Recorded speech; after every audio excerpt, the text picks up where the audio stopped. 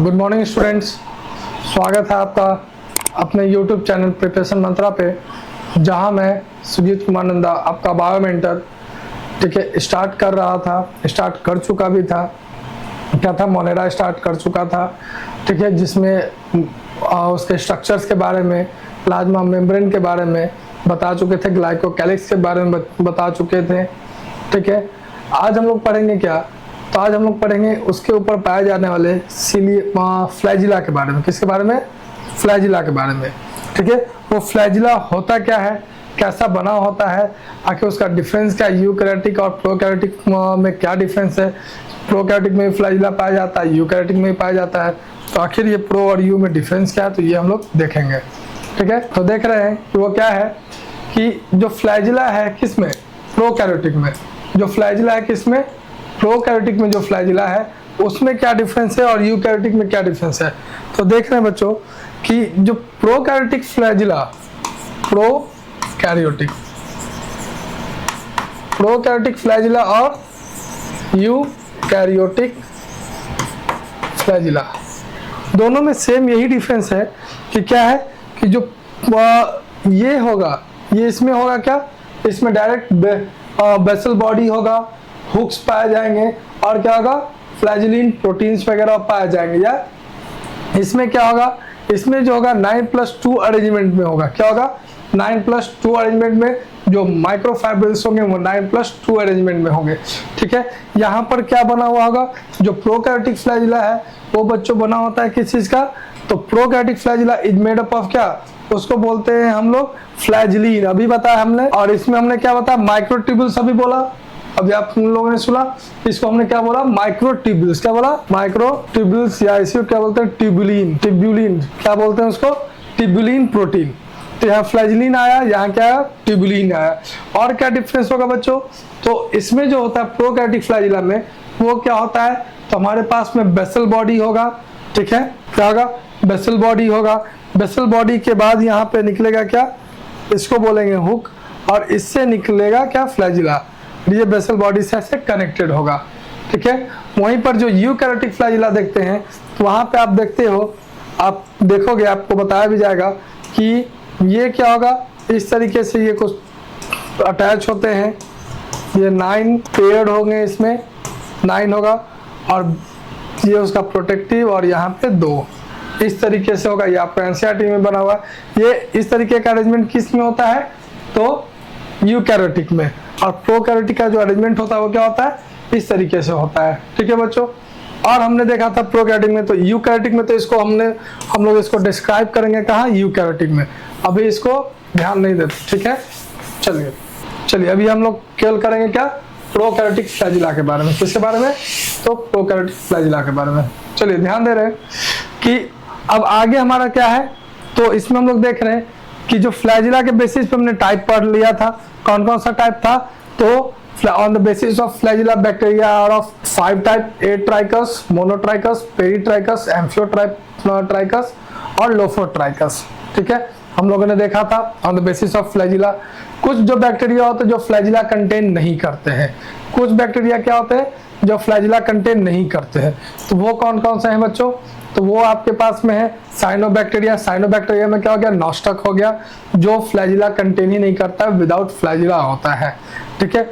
उसके बाद क्या हो गया, कोकस हो गया। क्या हो गया, कोकस, उसका एग्जाम्पल हो गया स्टेफाइलोकोकस वगैरह हो गए, जिसमें क्या होता है, नहीं होता है फ्लैजिला ठीक है बच्चों। चलिए अब हम लोग यहाँ पे ध्यान देंगे क्या है, तो अब तो on the basis of flagella देख लिया। अब उसके बाद हम लोग देखेंगे क्या, फिम्ब्रेई, प्रोकैरियोटिक फिम्ब्रेई। और तो देख लेते हैं, ये इसमें पाया जाएगा पिलीन प्रोटीन। इसमें क्या पाया जाएगा, पिलीन प्रोटीन ठीक है। इसमें क्या पाया जाएगा बच्चों, पिलीन प्रोटीन। और इसमें क्या पाया जाएगा कि आपको फ्लैजिलर प्रोटीन, कोई भी फ्लैजिलर प्रोटीन लाइक होगा ठीक है। अब हम लोग देखेंगे कि ये क्या होता है, जो फिम्ब्रेई होता है, यदि ये बैक्टीरिया है तो ये थिन थ्रेड लाइक होगा। ये कैसा होगा, थिन थ्रेड लाइक होगा फिम्ब्रेई।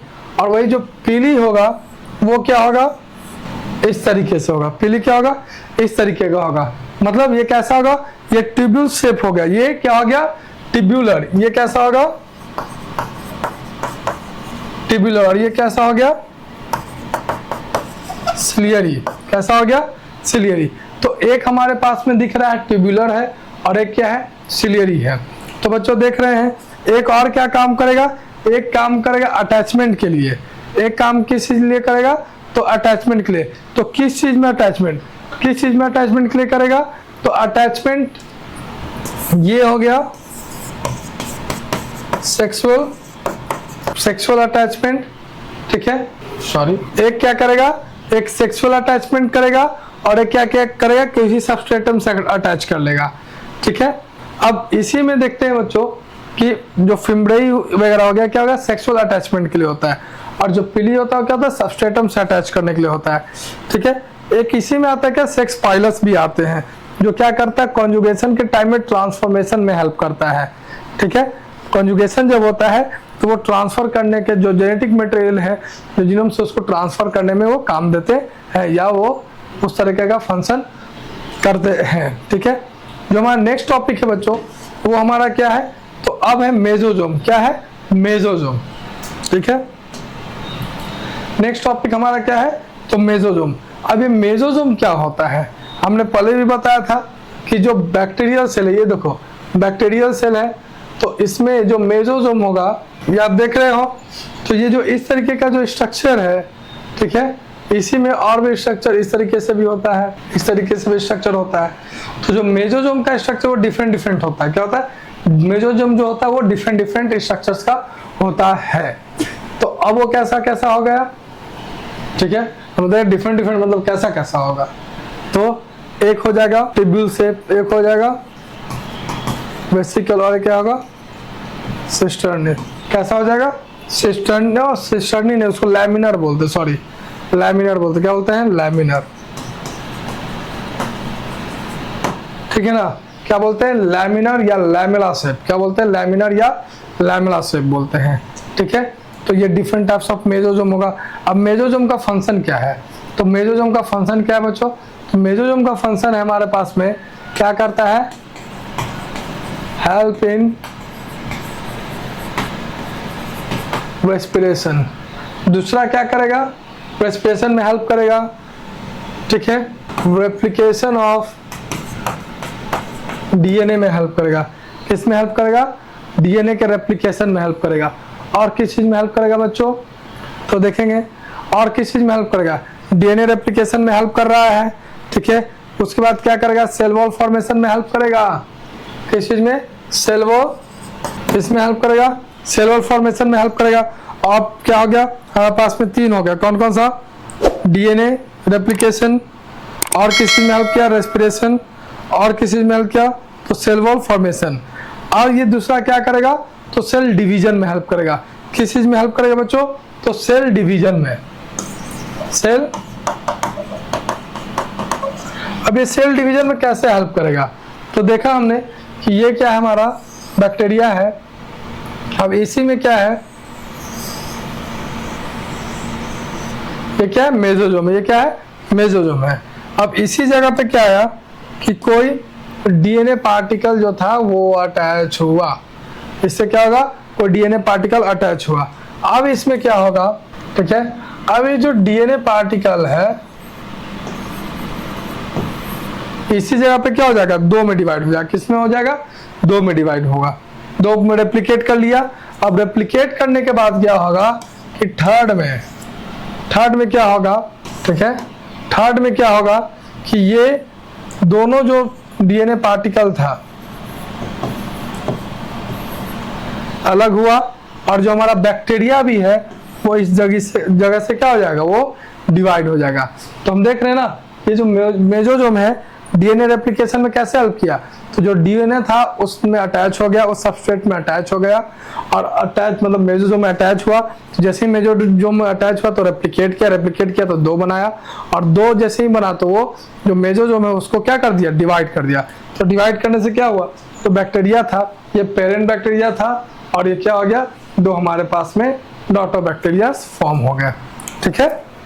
तो देख रहे हैं किस चीज में हेल्प किया है वो, ठीक है बच्चों। अब हमारा जो नेक्स्ट टॉपिक है वो क्या है, तो अब हम लोग देखेंगे इसी जो मेसोजोम का जो लाइनिंग है उससे क्या कनेक्ट होता है तो उससे पिगमेंट्स कनेक्ट होते हैं। क्या कनेक्ट होते हैं? पिगमेंट। अब वो पिगमेंट्स क्या कहलाते हैं?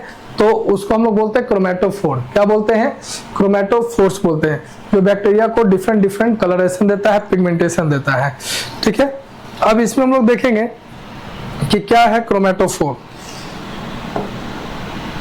क्या बोला हमने? क्रोमेटोफोर। क्रोमेटो क्या देख रहे हैं हम लोग? क्रोमेटोफोर्स। तो बच्चों ये जो क्रोमेटोफोर्स हैं वो कैसे शेप के होंगे? तो वो शेप होगा उनका लैमिनर शेप होगा, मतलब लैमेलर। मतलब कैसा? ये मेम्ब्रेन है, किसी भी बैक्टीरिया का ये मेम्ब्रेन है, तो इस शेप में ये होंगे। ठीक है, किस शेप में होंगे? इस लैमिनर शेप में होंगे। ठीक है, अब लैमिनर शेप में होंगे, ये क्या होते हैं? लेयर्ड होते हैं, या इस तरीके से जैसे पिगमेंट्स पाए जाएंगे। क्या होंगे? पिगमेंटेड होंगे। अब यहाँ जो पिगमेंटेड है तो कौन सा पिगमेंट होगा? इस पे हमारा एक ऑब्जेक्टिव भी बना हुआ है। ठीक है, कि इस पे कौन से पिगमेंट पाए जाते हैं? तो मेनली होते हैं क्लोरोफिल ए। क्लोरोफिल ए के साथ में क्या आएगा? कुछ आते हैं कैरोटीनॉइड्स, कैरोटीन आते हैं, लाइक यहाँ देखते हैं फाइकोबिलिन्स। फाइको क्या होते हैं? फाइकोबिलिन्स यहाँ पाए जाते हैं। ठीक है, फाइकोबिलिन्स। और फाइकोबिलिन्स में दो चीज होगा, फाइकोइराइथ्रिन और फाइकोसाइनिन। क्या क्या होगा? फाइकोइराइथ्रिन और फाइकोसाइनिन।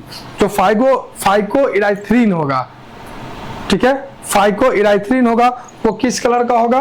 तो वो आपका होगा फाइकोइराइथ्रिन, यहाँ लगा हुआ है ना, तो इसका मतलब क्या हो गया? Red shape. और फाइकोसाइनिन बोले तो यहाँ आ जाएगा ब्लू। क्या हो गया? ब्लू।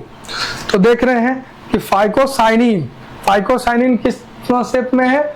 सॉरी, शेप बोल रहे हैं, कलर है। तो कौन सा कलर फाइकोसाइनिन का? ब्लू है। और फाइकोराइथ्रिन का कलर क्या है अपना? तो रेड है।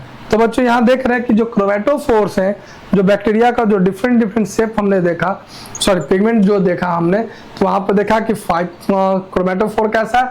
तो लैमिला शेप है। लैमिला बोलो तो इस फिंगर लाइक स्ट्रक्चर ऐसे ही ना है, ऐसे ही है अटैच। ठीक है, और उसके बाद इस पे जो क्या पिगमेंट्स पाए गए हैं, तो पिगमेंट्स में क्या पाया गया? क्लोरोफिल ए पाया गया। जो क्लोरोफिल ए देता है वो क्या है? प्राइमरी पिगमेंटेशन है, ग्रीन होगा, फोटोसिंथेसिस करने में हेल्प करेगा। उसका दो हमारे पास में क्या हो गया? तो दो नहीं, क्लोरोफिल ए प्लस फाइकोबिलिन्स। अब फाइकोबिलिन्स को हमने दो पार्ट में डिवाइड किया। कितने पार्ट में डिवाइड किया? दो पार्ट में, फाइकोइराइथ्रिन और उसके बाद फाइकोसाइनिन। तो फाइकोइराइथ्रिन, इराइथ्रिन से याद रखना है, जैसे हमारे ब्लड में होता है क्या? इराथ्रोसाइट्स होते हैं, आरबीसीज होते हैं।